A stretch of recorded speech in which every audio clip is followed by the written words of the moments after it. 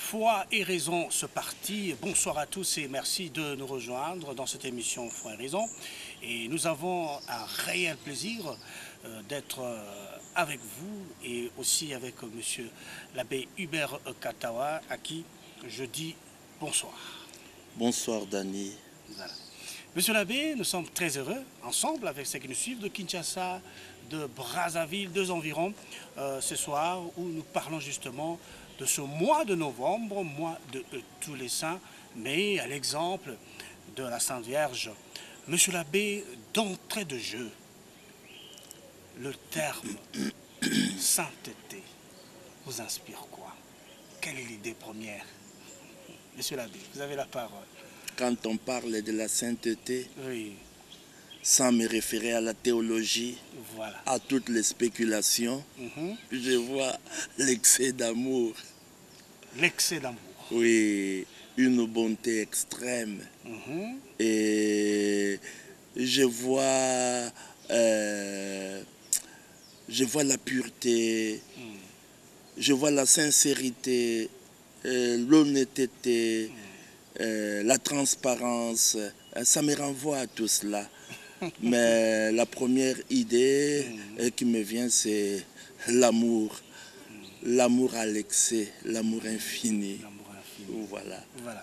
Monsieur l'abbé, très heureux de le savoir d'ailleurs, quand vous parlez de l'amour, parce qu'aujourd'hui, beaucoup se disent, effectivement, est-ce qu'on peut les considérer comme saints? Est-ce que ce n'est pas quelques mises à part pour être des modèles?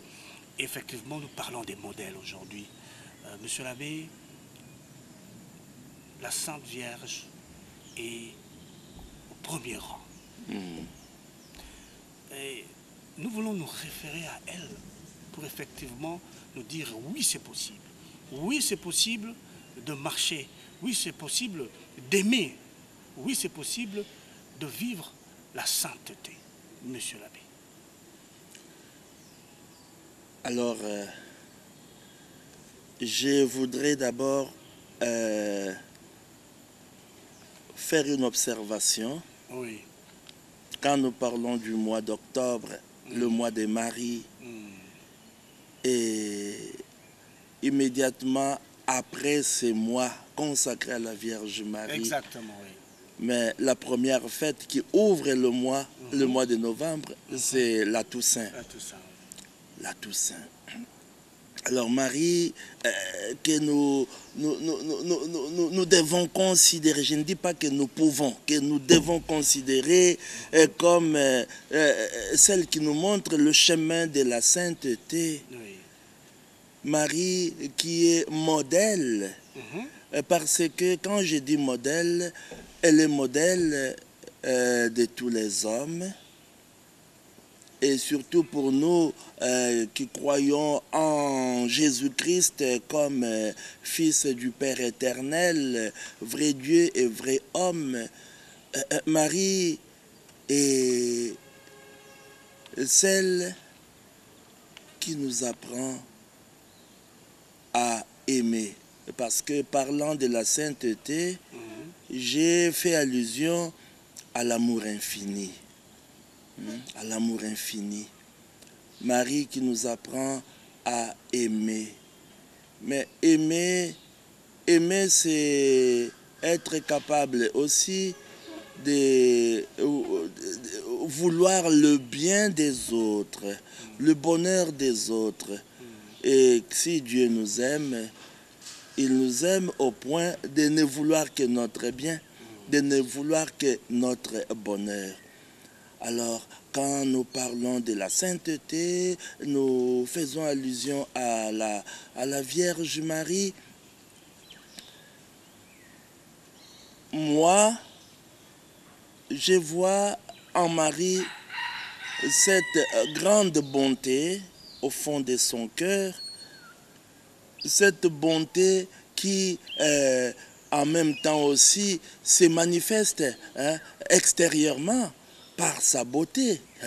Quand nous parlons pour moi, la sainteté de Marie, c'est d'abord la bonté de son cœur, la sainteté de son cœur. Et cette grande lumière qui brille au fond de son cœur ne peut pas rester cachée. Ah oui, elle ne peut pas rester cachée. Voilà pourquoi la sainteté de Marie, c'est sa grande bonté qui apparaît extérieurement dans sa beauté. Voilà. Et sainteté, beauté, mais en même temps, quand nous parlons de beauté, la beauté, ce n'est pas la beauté physique, la beauté des choses. Mais moi, je vois... La beauté du comportement. Je vois dans le comportement, voilà, cette noblesse. Quand nous faisons le bien. Exact. Déjà même dans le petit geste de nourrir un pauvre qui est sans force, affaibli par la maladie, ce geste-là est beau. Et moi, je vois la sainteté dans tout cela. Exact. Et voilà pourquoi, quand je parle de Marie, je vois Marie comme modèle de sainteté. Mais à quoi devons-nous faire allusion? Parler de Marie et en même temps modèle de sainteté. Modèle de sainteté. Alors là, personnellement, je vois Marie, cette servante de Dieu, qui se réfère à Dieu, qui accepte d'entrer dans la logique de Dieu et d'épouser même sa sainte volonté. Parce que... Et en même temps, elle entre dans sa mission. Dans sa mission. Oui. Parce que quand on s'engage à faire la volonté de Dieu, quand on vit dans l'obéissance de la foi à Dieu, mais on ne se trompe pas. Oh, c'est le droit chemin. Non, c'est le droit chemin, on ne se trompe pas. Et mais je voudrais ici préciser quelque chose. Quand nous parlons de sainteté, et parfois nous risquons de faire allusion à l'absence des péchés. Voilà. Absence des péchés. Un saint, c'est celui-là qui n'a jamais péché, qui ne peut pas se tromper. Il est toujours fidèle, toujours correct. Non. Un saint, moi je me réfère encore à Saint Augustin. Un saint, disait Saint Augustin, partant de sa propre expérience, c'est un pécheur repenti, un pécheur pardonné, un pécheur réconcilié avec Dieu, réconcilié avec le prochain et réconcilié avec soi-même. Alors c'est pour dire que la sainteté, ce n'est pas l'état de vie, un état statique. Non, la sainteté, c'est toute une vie. La sainteté, c'est, je dirais, c'est tout un parcours. Un processus. Un processus. Donc, l'homme est un être dynamique. C'est tous les jours que nous devons nous arracher au mal. C'est tous les jours que nous devons, nous devons tendre vers la sainteté. Alors, c'est dans ce sens-là que je dirais, au moins, nous avons quelqu'un qui nous encourage, Marie, parce que Marie je ne voudrais pas considérer Marie partant de ce que je viens de dire, un pécheur pardonné, non, Marie, nous savons, Marie est l'Immaculée Conception. Elle a été conçue sans péché. Marie est la toute sainte, bien sûr. La toute sainte, bien sûr. Voilà. Et voilà pourquoi Marie ne cesse de nous aider. De nous accompagner. De nous accompagner. Voilà. Très bien dit, monsieur l'abbé. Vous avez justement expliqué que, effectivement, la sainteté est un processus, est une démarche. Et aujourd'hui, entre nous, qu'on se les dise, nous considérons cela comme un état, même statico. Pour vivre cette sainteté, il faut que l'absence totale du péché. Et pourtant, vous venez de nous le préciser. Alors, dans ces processus, dans cet effort, M. l'abbé, comment nous, en tant que chrétiens, nous pouvons engager ces processus au quotidien pour qu'effectivement nous puissions être aussi des modèles pour les autres. Parce que nous sommes là, nous existons pour les autres. Monsieur l'abbé. Voilà. Heureusement que nous avons Marie, Oui. notre mère. Nous sommes à son école. Et qu'est-ce que nous pouvons apprendre d'elle? Marie nous renvoie toujours au Christ. Déjà à Cana, nous voyons comment Marie demande à ce que son fils soit obéi, écouté, obéi. Alors faites tout ce qu'il vous dira. Et j'aimerais ici parler plutôt... C'est un impératif. Hein? Oui, faites tout ce qu'il vous dira. Quand elle dit faites, ne cherchez pas à tout comprendre. Obéissez d'abord et le reste viendra après. Okay. Et vous comprendrez après. Et voilà, ici je voudrais au fond parler de la sainteté véritable. Oui. Marie comme modèle de la sainteté véritable. Quand nous parlons de la sainteté véritable, il s'agit d'une sainteté qui se réalise par l'union au Christ. Et c'est Marie qui favorise cette union. C'est Marie qui nous invite à cette union.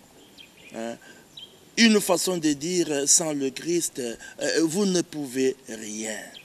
Sans le Christ, vous ne pouvez rien. Ce n'est pas l'homme qui se sanctifie. Ce n'est pas l'homme qui se sanctifie par ses efforts, par ses sacrifices. C'est l'union avec le Christ qui nous sanctifie. Et c'est lui, le Christ, quand il habite en nous, et c'est lui qui nous sanctifie. Voilà pourquoi, quand nous parlons de la sainteté véritable, n'oublions pas que Dieu seul est saint. C'est-à-dire, monsieur l'abbé, on peut insister là-dessus. Dieu seul est saint. Oui. La sainteté est l'attribut de Dieu. La sainteté est l'attribut de Dieu. Dieu seul est saint. D'ailleurs, nous le disons quand nous célébrons l'Eucharistie.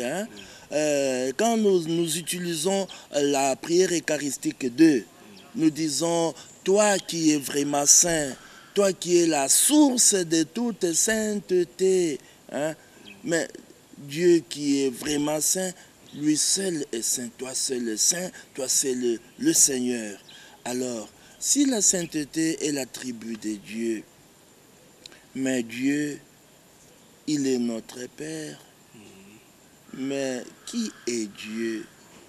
Ah, ça c'est une autre dimension. Dieu? Dieu, demandez, vous pouvez me demander de vous définir Dieu.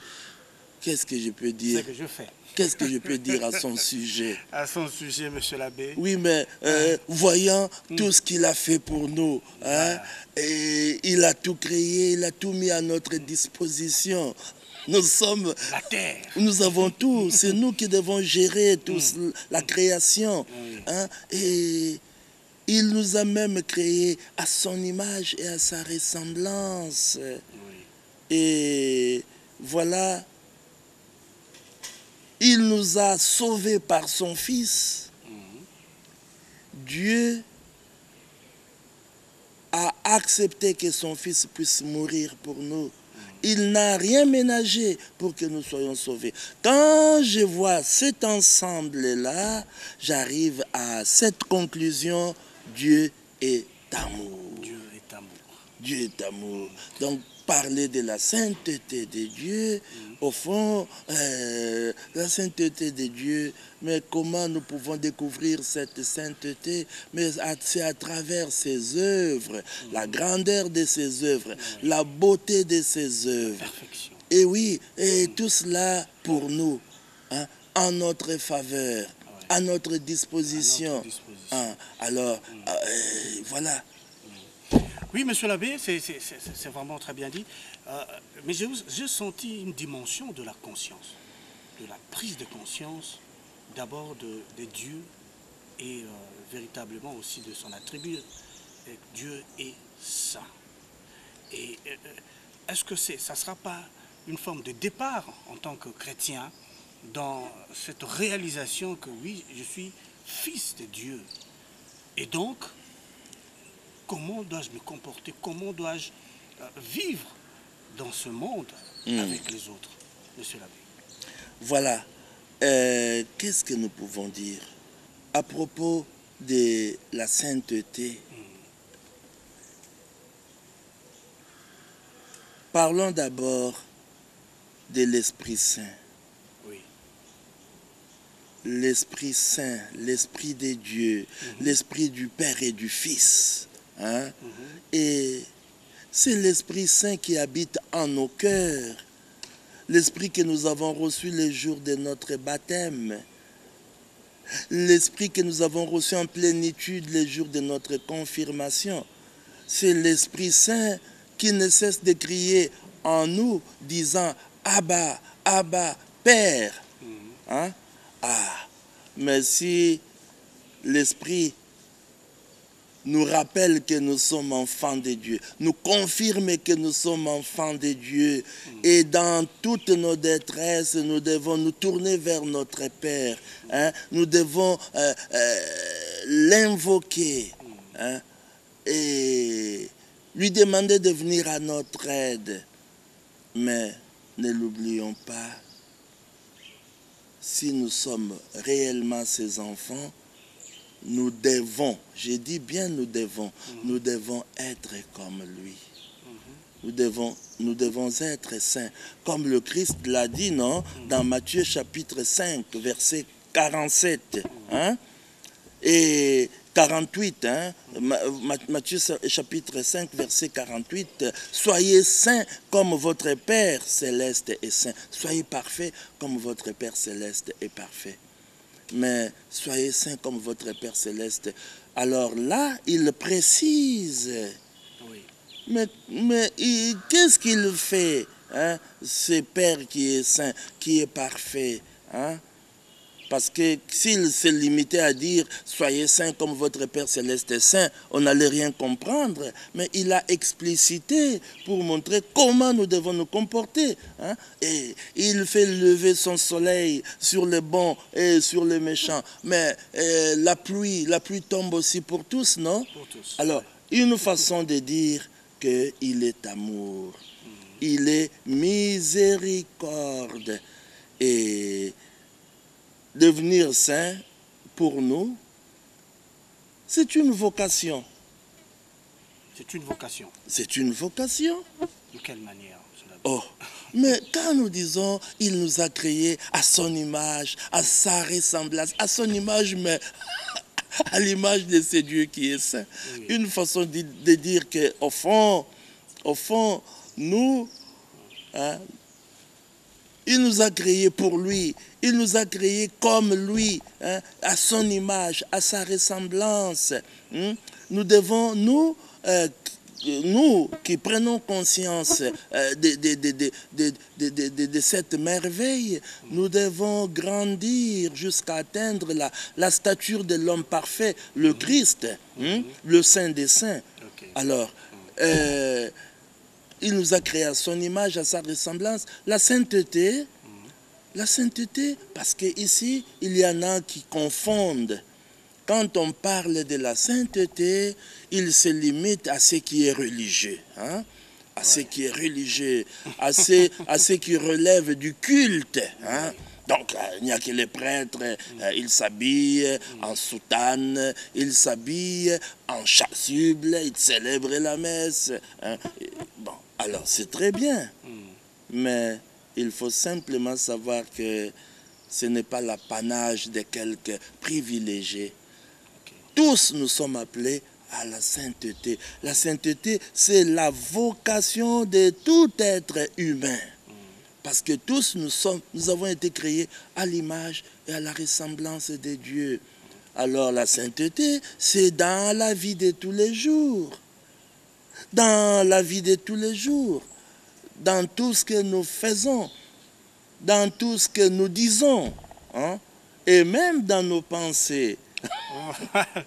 C'est très, très bien dit, monsieur l'abbé. Et voilà, mesdames et messieurs, vous qui nous suivez de Kinshasa, de partout, une vocation. Cela nous interpelle. Monsieur l'abbé, nous voulons comprendre de manière pratique, au quotidien. C'est vrai, l'Église, notre mère Église, regorge plusieurs modèles. Mais il y a une réalité.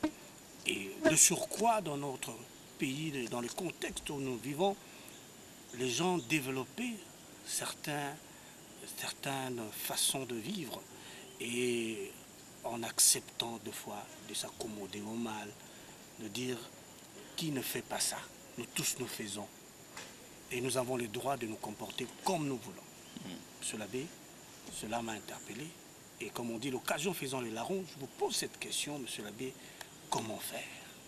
Comment faire, monsieur l'abbé? Un chrétien doit se distinguer. Ok. Il doit se distinguer. Il doit briller. Il doit être excellent. Pourquoi? Parce que quand nous parlons de la sainteté, mais la sainteté, au fond, c'est la perfection de la charité. Ah, voilà, le terme qui me manquait. La perfection. C'est la perfection de la charité. Vous voyez? Donc, c'est la perfection de cet amour pour Dieu et l'amour pour les prochains. Et nous savons que cet amour-là est l'objet du plus grand commandement de Jésus, hein, le commandement de l'amour. Hein. Quand Jésus parle dans Matthieu chapitre 22, verset 38, il parle de cela. Alors, voilà, nous chrétiens, nous devons montrer qu'il y a une différence entre être disciple du Christ, imiter le Christ qui est notre maître, ou aimer le monde, faire comme tout le monde. Ah non, c'est pour cela que je venais ici d'évoquer Matthieu chapitre 5. J'ai parlé du verset 48. Soyez parfaits comme votre Père Céleste est parfait. Mais il faut commencer par le verset 47. Au verset 47, le Christ dit, si vous saluez seulement vos frères, que faites-vous d'extraordinaire? Les païens n'agissent-ils pas de même? N'en font-ils pas autant? Quelle différence y aura-t-il entre vous et les païens? Voyez, donc les chrétiens doivent aller toujours au-delà, hein, au-delà du bien. Hein, au-delà. Voilà pourquoi, même dans leur comportement de tous les jours, dans leur agissement, je donne un petit exemple. Je vois quelqu'un qui est vraiment, vraiment dans le besoin et qui se présente, qui dit, monsieur l'abbé, il me manque 3000 francs pour les transports. Mais je sais que peut-être que la personne se gêne de demander plus. Se limite à cette somme-là, 3000 francs. Mais le chrétien que je suis, si il en a plus, mais il ne va pas se limiter à 3000. Voilà. Il donnera plus que 3000. Au-delà de ce qui est demandé. Mais en faisant cela, on imite Dieu. Et je place une question, monsieur l'abbé, sans vous couper la parole un peu. Quel est votre, je dirais, comment vous définissez cette action-là? C'est-à-dire que vous faites du bien aux autres et aller au-delà de ce qui est demandé. Et oui, ce qui arrive souvent, même dans les prestations, dans le travail, les gens sont limités. Ils disent, bon, on m'a demandé de faire cela. Vous dites, il faut aller au-delà. Oui. Alors, voilà. Quand j'ai dit aller au-delà, partons de Dieu lui-même, notre Père. Oui. Il comble les désirs de nos cœurs, mais au-delà de nos attentes. Ah Au-delà de nos attentes. Au-delà de nos mérites.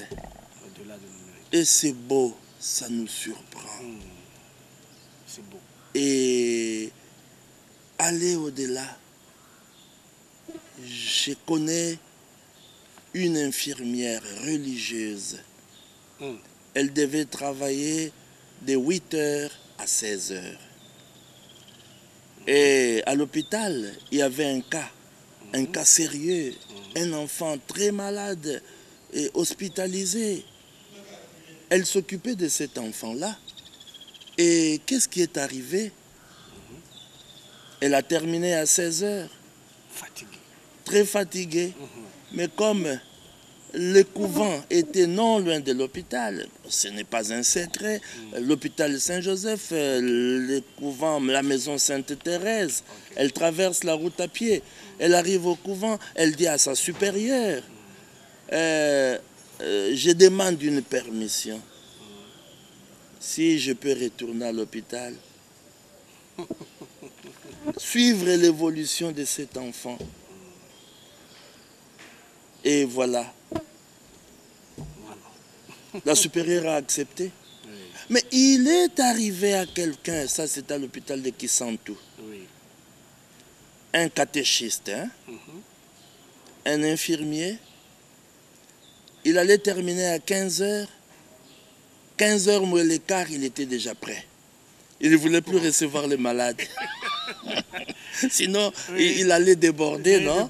Alors, il a dit, je ne peux pas dépasser 15h. À 15h, on me remplace et moi, je dois vite rentrer parce que là, je vais commencer le travail de Dieu. Ici, c'est le travail. Pressés, en fait. Ici, c'est le travail de l'État. Ah, je travaille pour l'État et là, c'est pour Dieu. Et voilà, il a négligé les malades qui se sont présentés pour leur dire « Attendez, c'est lui qui vient me remplacer. » Vous voyez? Ah non. Quand on est chrétien, on doit être, je dirais, on doit faire preuve d'un amour toujours débordant. Et là, vous avez parlé excès. Comme notre Père, Dieu ne donne jamais, il donne toujours à pleine main, Voilà, et voilà comment nous devons, nous, chrétiens, nous comporter. Et quand il faut faire le bien, mais il faut le faire pleinement, au-delà même de ce qu'on nous demande, avec excès. Voilà. Très bien dit, monsieur l'abbé. Et voilà, donc c'est ça l'acte. Et nous évoluons dans cette émission Foi et Raison, vous que nous suivez de Kinshasa, de Brazzaville. Effectivement, nous parlons de la sainteté, à l'exemple de la Sainte Vierge, l'exemple de ça. Voilà, monsieur l'abbé, vous l'avez très bien souligné, donner au-delà, faire correctement les choses, bien faire ce qu'il faut faire. Et les exemples sont légion par rapport à ceux qui se disent effectivement oui, mais je gagne quoi? On a l'impression qu'on donne plus de l'énergie. Est-ce que je gagne quelque chose? Est-ce qu'il y a un gain? Voilà.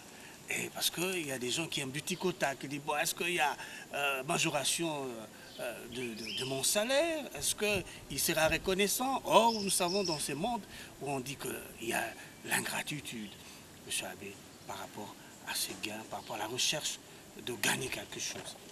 Voilà. Le chrétien doit avoir comme référence le Christ. Des riches qu'il était, il s'est fait pauvre. Il était humilié. Lui, couvert de dignité, le roi des rois, humilié par amour pour nous. Et qu'est-ce que le Christ a gagné? Matériellement parlant, rien du tout. Mais il a plutôt gagné nos âmes. Il a gagné des frères et sœurs. Et il a fondé une famille, la famille des enfants de Dieu, la famille spirituelle. Et à partir de Jésus-Christ, je sais que tout homme est mon frère et que tous les hommes sont frères. À partir de Jésus-Christ. Alors, quand il faut parler du gain, prenons l'exemple des pauvres. Pour nous chrétiens, nous disons, celui qui donne aux pauvres prête à Dieu. Celui qui donne aux pauvres prête à Dieu. Et pour nous chrétiens, effectivement, un bienfait n'est jamais perdu. Nous ne donnons pas pour recevoir quelque chose en retour. C'est sans intérêt. Ce qui nous intéresse, c'est d'abord le bien des autres. Que l'autre soit heureux, que l'autre vive dans la joie, que l'autre soit guéri, que l'autre soit sauvé.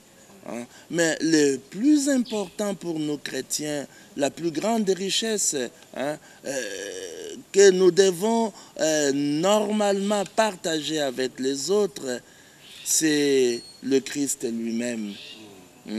Le Christ lui-même. Et c'est là pour dire que nous devons imiter le Christ qui nous a appris à vivre en enfant de Dieu. Mais le Christ nous a confié à sa maman, à sa mère, la Vierge Marie. Et mais nous sommes à l'école de Marie.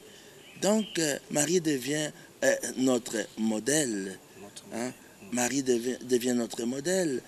Celle qui a dit oui, un oui total, un oui définitif.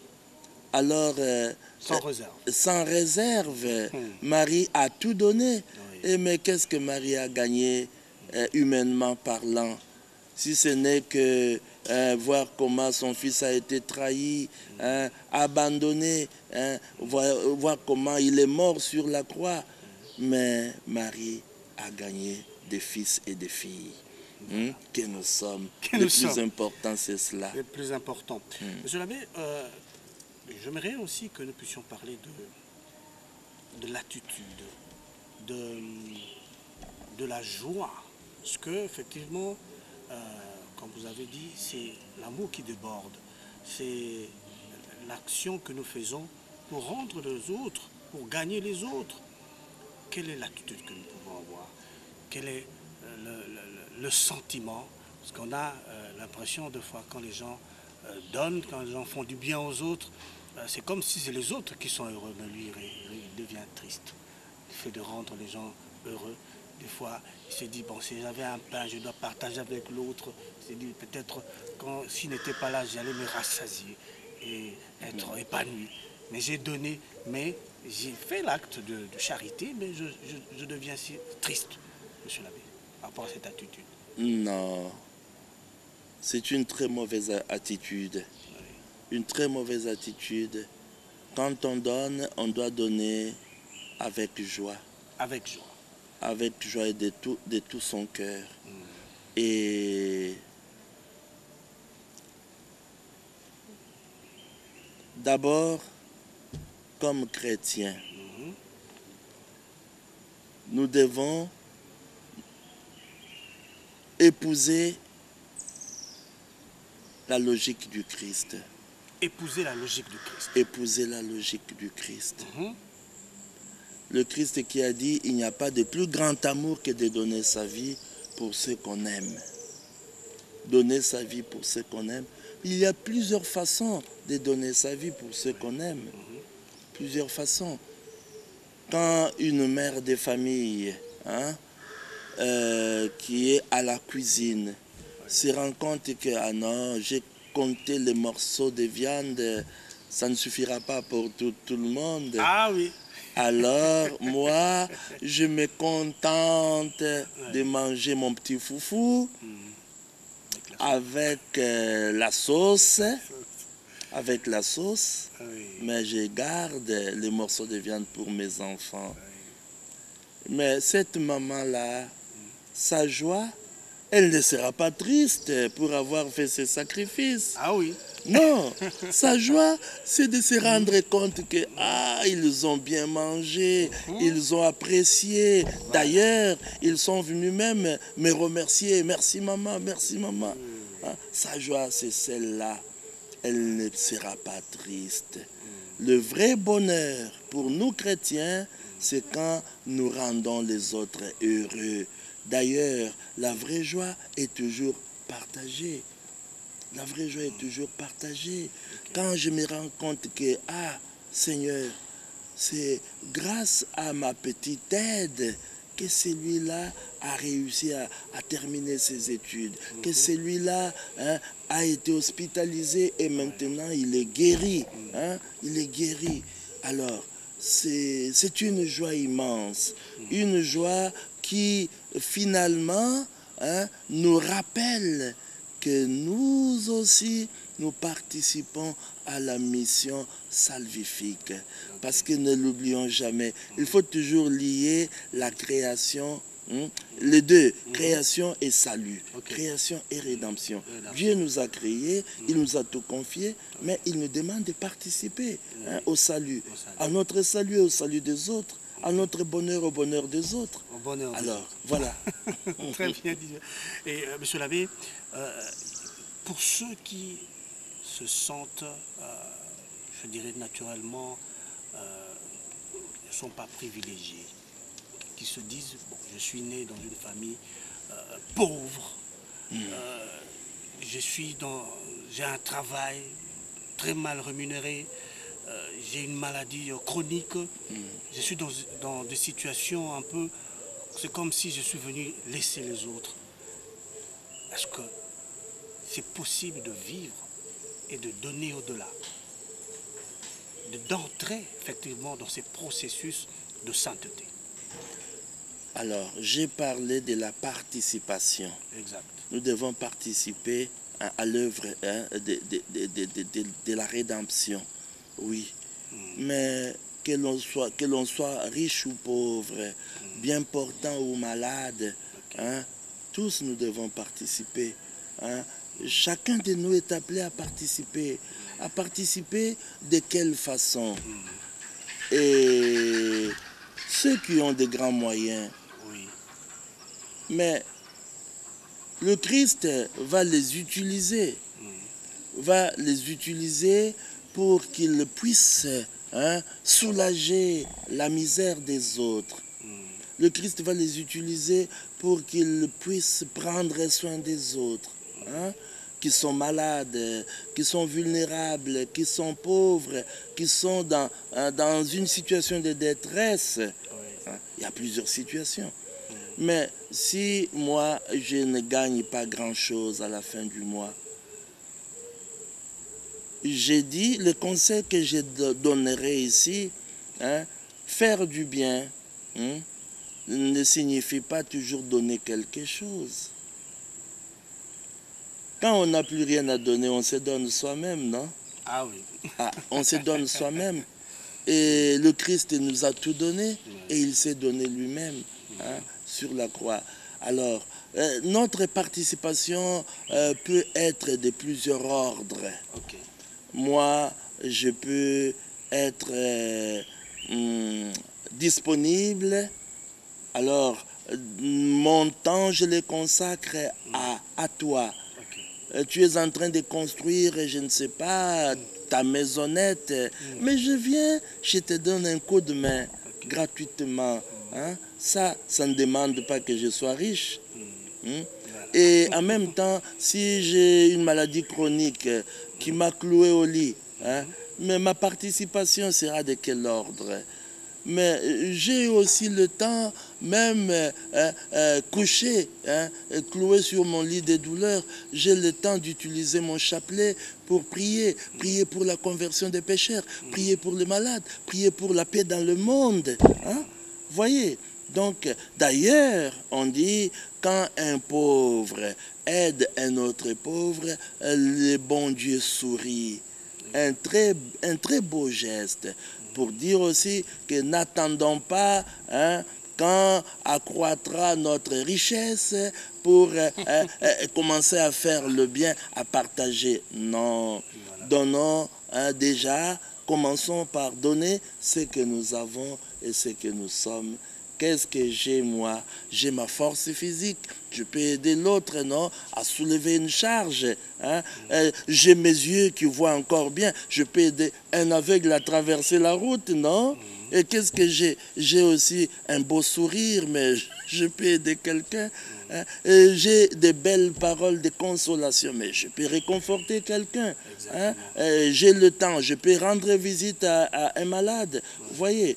Mais tout cela, c'est une participation, une contribution. Et ça, c'est le chemin de la sainteté. Voilà. Merci beaucoup, monsieur l'abbé, pour ces détails par rapport à ces processus que tous, sans exception, nous sommes appelés, ces processus de la sainteté. Et j'ose croire, ceux qui nous ont suivis de Kinshasa, de Brazzaville et des environs ont pu retenir quelque chose dans ces processus de foi et de sainteté. Et nous prenons rendez-vous déjà prochainement dans cette émission Foi et Raison. En attendant, portez-vous bien sur les antennes de la télévision catholique Elikia. Bonsoir chez vous.